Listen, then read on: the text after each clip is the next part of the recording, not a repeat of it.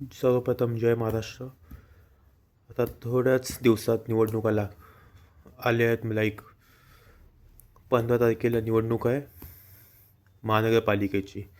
तुम्ही आता बघितलं असेल गेल्या काही दिवसापासून कोण कुठल्या पक्षात आहे, कुठे युती आहे, कुठे आघाडी आहे, याचं काही ठाव ठिकाण नाही आहे. कोण कुठल्या पक्षात जातो, इथून उचलला की तो AB फॉर्म घेतो, उमेदवारी मिळत नाही तर भर रात्री जाऊन तो दुसऱ्या पक्षाचा AB फॉर्म घेऊन दुसऱ्या पक्षात जातो. असा सर्कस बोलू शकतो आपण. एक पॉलिटिक्स एक सर्कस झालेला आहे आणि हे लोक जनतेला येड्यातच काढतात. तर माझं महाराष्ट्राच्या जनतेला एकच आव्हान आहे, ज्या लोकांनी निवडणुकीच्या अर्ज भरण्याच्या 1 दिवस आधी पक्ष बदलला आहे किंवा जस्ट आता मागच्या 2-3 महिन्यात की दिसतंय बाबा आपल्या पक्षात उमेदवारी मिळत नाही किंवा आपण पडणार आहोत म्हणून लगेच पक्ष बदलायचा.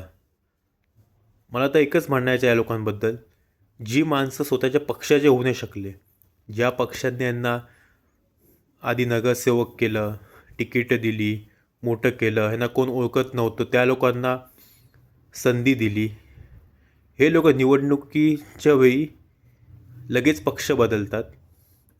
तर माझं एकच म्हणणं आहे, जी माणसं स्वतःच्या पक्षाचे होऊ नाही शकली, ज्यांनी त्यांना मोठं केलं, ज्यांनी त्यांचा प्रचार केला, ही माणसं त्यांची नाही होऊ शकली की